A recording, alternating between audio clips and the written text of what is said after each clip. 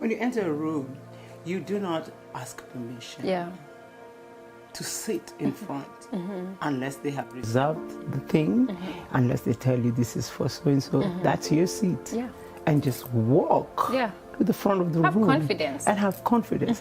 And, you know, look right, left, wave at somebody. If they're looking at you, you just as like Kenyan people, we're so timid. Exactly. You know, we're so intimidated by, you know, situations, our bosses. Exactly. I think our culture also too taught us to just be so timid and to be respectful of authority in a way that you cease to exist to acknowledge the existence of somebody else. And so with the conferences that I do, mostly you notice I go to women conferences just because I am a Kenyan woman who understands that my way of being brought up was not normal for everybody. The fact that I grew in a family where there are very many men. How many brothers did you have? In my brothers, I only have 2. But my cousins, like my shushu's family, she had 7 boys and 2 girls. And then her just boys, like us. And then her boys gave birth to all boys. So for a long time in shushu's, we were 3 girls. And the rest are tough-headed, crazy boys. So you couldn't cry. There was no time to cry because ain't nobody emotional there. So I grew up, I don't have that side of PD or me, you know. You had to make your point. To be tough. And all my uncles would ask you a question and you need to bring up an answer. Wow. You can make your decision, but you have to come and tell people, how did you reach that decision? And so I learned debate, I learned viewing and voicing my thoughts. But that's not so for most of my Kenyan sisters. So those conferences allow me to talk to them in the privacy of their own, you know, we close doors. And things like walk straight. Take your time. The other day in Kansas, I was telling them, this is the beat for walking women. You don't enter a room and you're running to the front. No, you are a woman. My grandmother told me every time she used to tell me, you're a woman. And look at me.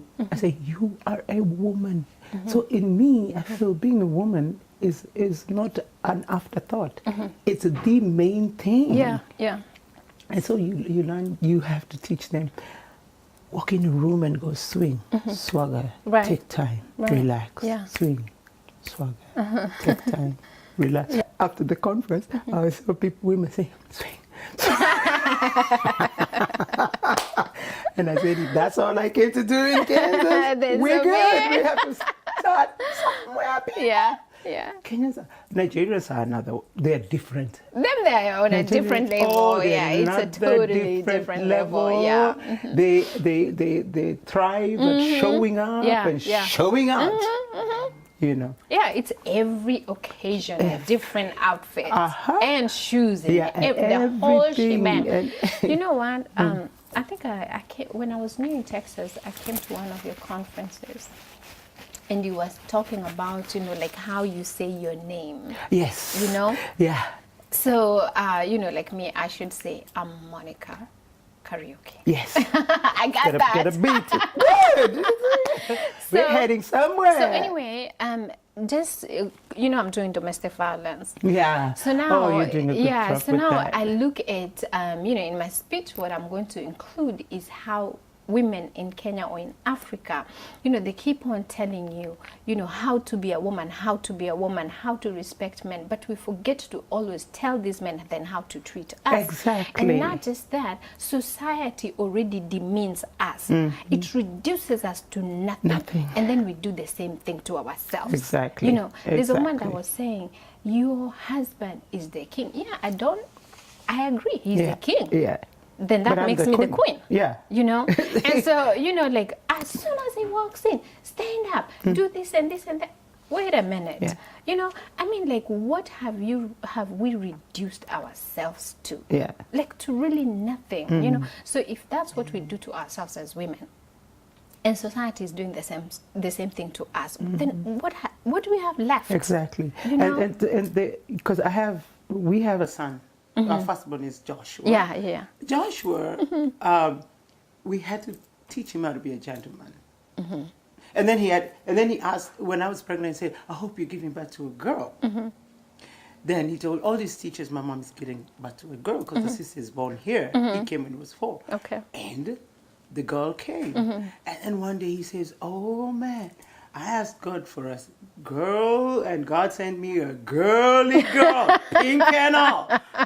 So, so I said, yeah, so that you can know how to treat other people's daughters. Right. So she came out like, you know, really pink and all, lavender in her bedroom and all that stuff. Yeah. And so it was easier for me to teach him how to handle his sister because the default is fight and all that. Yeah. And at the same time, Sifa learned how to be strong because the brother would roughen him up. You know, and because she was so dandy and all pretty, she learned how to say, really, Joshua? Yeah. One time she was like this high. She looked at Joshua and said, what part of leave me alone don't you understand? Right. I'm like, go girl, let him know.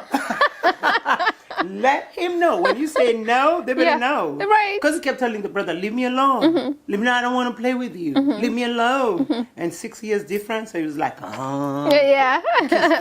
Leave me alone. So when she got fed up, she just held herself like an African woman and said, what part of leave me alone don't you understand, Joshua? And I was like, good girl. There you go. Yes, Just because he's a man doesn't mean that he has power. Exactly. Better let him know. Yeah. So it is a really interesting dynamic bringing up a boy and bringing up a girl and not making the boy think he's macho and everything that he can wash dishes, he can clean, he can do all that. I showed my son, I watched every single cooking show on TV is headed by a man. Most chief chefs. Yeah, they're men. Yeah. Yeah. Anybody who's anybody in the show, whatever, food, whatever shows, are men. True. So I said, kitchen is for men. Yeah.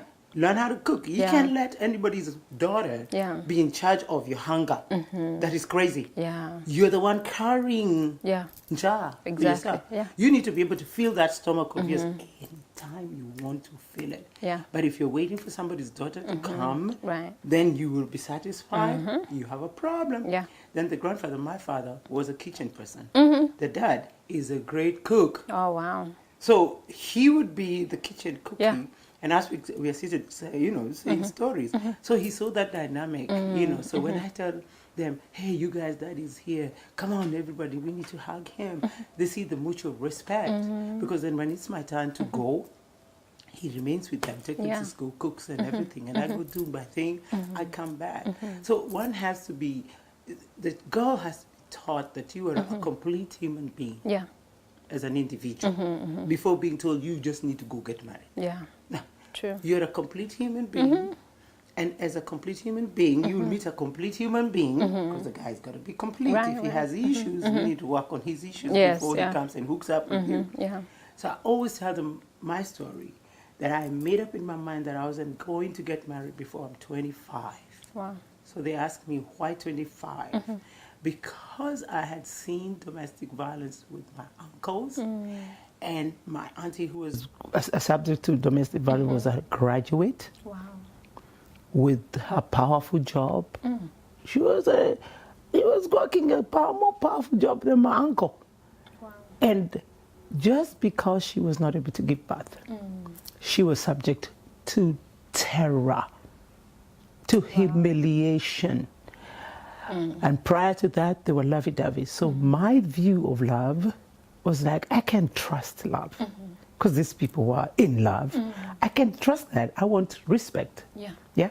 And if somebody can love a woman and then beat her and humiliate her and get her out of her home and refuse to divorce her in the process so that nobody else gets her, I said to myself, I need to get me through college, get a job, get me money. Yes, yeah. My money. Even though your auntie had money. She did, yeah. And then when night came to the meeting, that's a whole other show. Meeting this guy, golly, every single brother in the Lord had said, you're never going to get married. You're too harsh. You're too strong.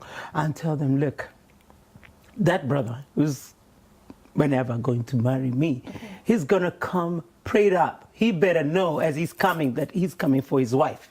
because I had no time for shenanigans. I have. So they say, you see, so I told them, you see, you all are prayerless. I told all these brothers, we used to say, you all are prayerless. That's why you have a problem. They say, you see, you've already insulted us. I said, no, I'm only stating the fact. When you all pray, you're this girl, that girl, this is the girl. You're like traffic lights. And I told them, you're like traffic light. And traffic light is even better. They turn red, it turns green. You're on orange. Nobody knows whether they should come or go. I can't let you get in touch with my heart like that. Yeah. So I told them no. And I told them, by the way, heaven, the criteria of entering heaven is not marriage. So I don't need to be married to enter heaven. Yeah. And by the way, entering heaven is the main deal here. So I don't care if I met somebody's son, don't meet somebody's son. As long as I'm going to meet Jesus, I don't care, people. So that is the attitude I had. And I said, by 25, I should be able to have finished college, gone to work for 2 years or something. And then maybe figure out this. I used to be called for meetings, family meetings. Seriously, Monicah. This is before you came here? Before I came here. Wow. I would be called for family meetings with my uncles. And they sit me down on a hot seat and ask me, are you thinking about marriage? Getting married? What? I'm like, what? Am I forsaken, you people? They're like, no. And I used to work in Lloyd Talk. So one asked me, Millicent, I know you pray. But the Bible says, the person saying the Bible says is somebody who drinks through it. The Bible says you need to watch and pray. Yeah. You know, don't just close your eyes. Yeah. You need to open up your eyes and see if there's any Maasai man at least looking your direction. So anyway, so to me, empowering women is very important to me because I got empowered without knowing I was being empowered. Yeah. I grew up like boys. There was no boy, no girl in Shosho's home. Yeah. You know? And so, but I realized when I came here is when it was evident how timid the Kenyan woman is. I didn't see it back home because they belonged there and we were just flowing with some set of rules. But when we came here that demands that you present yourself, nobody cares your name, you present yourself and what you got and sell yourself and market yourself. I found zero effort. And so they defaulted into things that are on the background. Even when they had qualifications, even when they have qualifications to be in the front, they would rather do a job that doesn't expose them. So when I see what you're doing, it's powerful.